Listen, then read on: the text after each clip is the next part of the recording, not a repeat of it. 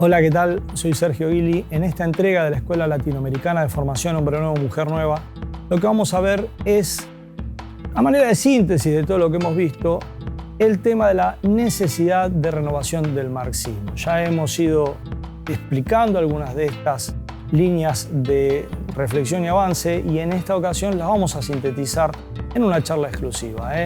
Escuela de Formación Hombre Nuevo, Mujer Nueva, vamos a estar con ustedes compartiendo un resumen de lo que es para nosotros la necesidad de desarrollar el marxismo.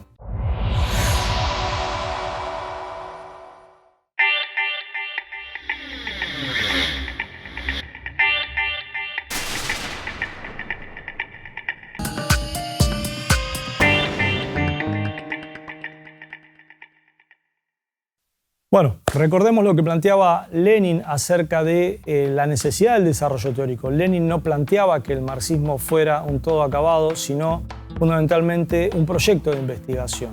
Y así lo planteaba él en 1922, ya un Lenin maduro, un Lenin que ya había hecho la revolución, pero que tenía por estos temas una particular celo, ¿sí?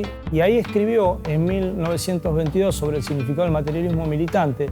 Hay que recordar que precisamente el brusco viraje por el que en la actualidad pasan las ciencias naturales modernas, surgen a cada paso las escuelas y escuelillas filosóficas, las tendencias y subtendencias filosóficas reaccionarias.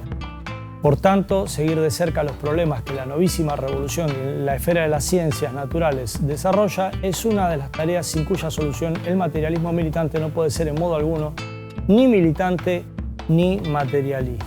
¿Sí? Estas teorías, por supuesto, no se desarrollaron durante el siglo XX, durante el siglo XXI. Tenemos hasta Lenin, tenemos los desarrollos que hizo Gramsci, pero después tenemos en muchos casos una repetición del lado de la ortodoxia, ¿sí? La ortodoxia repitió esquemas cuando en realidad había que seguir investigando, había que seguir avanzando, había que seguir planteando desde una visión marxista y científica hacia el futuro. Del otro lado, el marxismo occidental lo que fue desarrollando fue una heterodoxia esterilizante. De ahí los yanquis desarrollaron la escuela de Frankfurt, ¿sí? Que estaba llamada precisamente a la desnazificación de la Alemania de posguerra y a la ubicación de la cultura alemana en el marco de lo que los Estados Unidos querían, por lo tanto en el marco de la Guerra Fría. Sin ir más lejos, Herbert Marcuse fue un integrante de la inteligencia exterior norteamericana, digamos, para dar un pequeño dato de lo que significa en términos de cambio social la escuela de Frankfurt. Y después, bueno, los posmodernos franceses fueron los que sobre esa base fueron desarrollando aún más sus teorías confusionales para desarticular el marxismo. Sobre esa base se fue planteando un claro debate acerca de si el marxismo era una cosmovisión o una caja de herramientas. Aquí en Argentina, quienes desarrollaron la visión de la caja de herramientas, es decir, herramientas de las cuales podés sacar algunas cuestiones económicas, algunas cuestiones históricas, pero sin ninguna pretensión de cosmovisión, fueron integrantes de lo que llamó el Club Socialista de Portantiero y Aricó, quien les escribía los discursos Alfonsín. Vamos a hacer claro, el Alfonsín que todos conocemos y que en definitiva terminó avalando un montón de cosas bastante complejas, como fue la audiencia de vida del punto final. Digamos que entre eso y socialismo hay una gran distancia.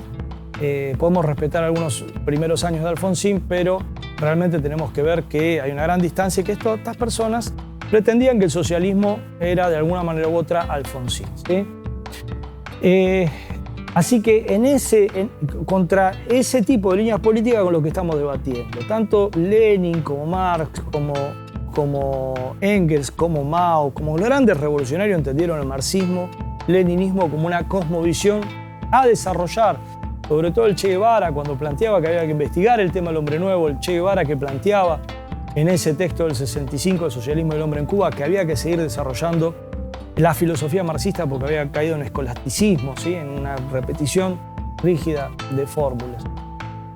Nosotros consideramos que ese desarrollo hay que ir desplegándolo y que esa reconstrucción del pensamiento científico revolucionario empieza desde tomar para nuestras categorías filosóficas el segundo principio de la termodinámica, del cual hemos hablado en charlas anteriores, el principio de la entropía, donde plantea que todo en el universo tiende a la entropía, ¿sí? Que esta reconstrucción del pensamiento científico revolucionario pasa también por la teoría cibernética, el desarrollo y la investigación de la teoría del caos y la teoría de la complejidad. Hemos demostrado, por otra parte, cómo en los Estados Unidos se están agrupando los más claros pensadores a investigar una civilización del Cañón del Gran Chaco en Estados Unidos, la civilización de los Anasazi, precisamente para investigar cómo es que una sociedad se desarrolla y cae partiendo de todos los principios de la ciencia, investigando los procesos sociales como parte de los procesos de los sistemas dinámicos complejos en nuestra Tierra, procesos que parten desde una ameba hasta el sistema político-económico mundial, ¿sí? Desde lo simple a lo complejo. Que hoy tenemos categorías para entender que hay diferencias entre lo simple y lo complejo, que se puede cuantificar la complejidad de un sistema y que esa complejidad se puede cuantificar en términos de cantidad de información que se necesita para modelar ese sistema. Por otra parte, entonces, que junto con todas estas teorías que avalan que en la Tierra, que en nuestro planeta, los sistemas dinámicos complejos evolucionan porque evolucionan en su capacidad de procesar información y que por lo tanto la evolución de los pueblos puede desembocar en el despertar de los pueblos y en un nuevo tipo de personalidad en los individuos que conforman ese despertar, que es lo que denominamos hombre nuevo, mujer nueva. Como caso particular de esta evolución tenemos que ver el desarrollo de la personalidad. La concepción marxista del hombre necesita un despliegue múltiple, ¿sí? Porque hay que investigar los elementos psicológicos, hay que investigar las técnicas psicológicas relacionadas con esas ciencias básicas e incorporarlo en el marco de un pensamiento político, cosa que hace la derecha, efectivamente, porque lo que están desarrollando hoy por hoy es esas teorías, esas visiones donde tranquilamente se pueden meter en tu Facebook y pueden sacarte un perfil de personalidad y en base a eso mandarte una publicidad ultra dirigida de acuerdo a esos perfiles de personalidad que toman en base a 5 parámetros. ¿Sí? Ellos son muy científicos, nosotros tenemos que ser tan científicos como ellos o más si queremos darle respuestas de igual a igual a esta avanzada neoliberal que están desarrollando en el planeta Tierra, ¿no? Y para eso, la concepción del hombre y la teoría acerca del hombre nuevo, la mujer nueva, de los procesos de alfabetización emocional a escala global, donde tenemos que retomar un montón de elementos de lo que han sido las prácticas religiosas a nivel planetario, el cristianismo, el budismo, de los musulmanes, y reciclarlas y reconstituirlas en el marco de nuestras prácticas como militantes, yo creo que es otro de los elementos donde el desarrollo de nuestra teoría tiene que enfocarse hacia el futuro.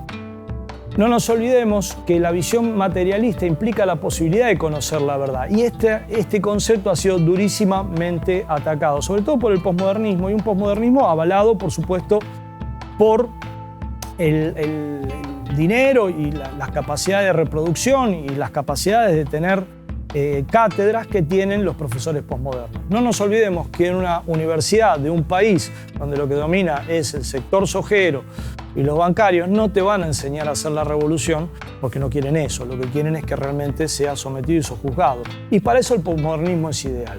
En ese marco, la categoría de verdad, la posibilidad del ser humano de conocer la verdad es uno de los fundamentos de la visión materialista, uno de los fundamentos que fuertemente atacados. Y fíjense que Lenin planteaba ya cómo nos iban a atacar por este lado. De hecho, Lenin tuvo este problema cuando tuvo que hacer la Revolución Rusa. En 1908, cuando Lenin escribe Materialismo y Empirio-Criticismo, es un texto que escribe contra una de las variantes de lo que hoy podríamos llamar posmodernismo, que es el empirio-criticismo, donde los empirio-criticistas, ¿qué era lo que decían? Nosotros no vemos la realidad, lo que vemos es el producto de nuestros sentidos y no podemos decir que detrás de nuestros sentidos esté la realidad.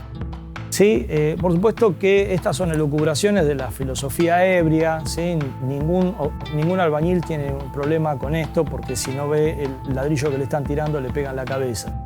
¿Sí? Estamos inmersos en la realidad y cuando tenés hambre y cuando tenés frío la realidad te pega. Ahora, cuando sos un integrante de la pequeña burguesía, podés decir que estás escindido de la realidad y que vayas a ver lo que es la realidad.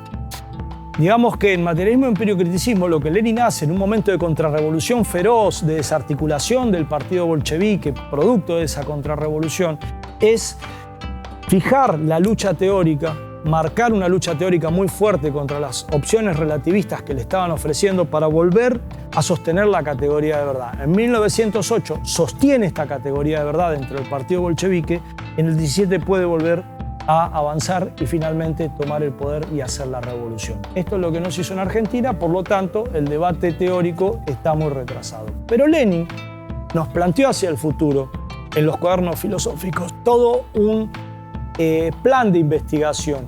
Y ese plan abarcaba los siguientes elementos: historia de las ciencias, del desarrollo mental del niño, del animal, del lenguaje, psicología más fisiología de los órganos de los sentidos. Lenin ya sabía que era por acá por donde iba a entrar el relativismo, por donde iban a volver a atacar la categoría de verdad, por donde iban a volver a atacar al pensamiento revolucionario. ¿Y por qué? Es muy sencillo. Nosotros podemos estar confundidos en términos de la verdad o la mentira, de la explotación o de la no explotación. Pero los burgueses siempre van a estar claros acerca de que por un 1% de ganancia son capaces de incendiar el mundo.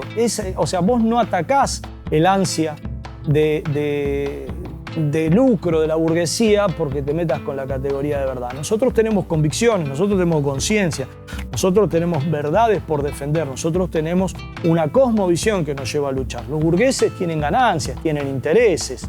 Entonces, desde ahí es de donde el posmodernismo y donde todas estas visiones que nos han ido atacando desde hace décadas han logrado su cometido, frenar momentáneamente al movimiento popular.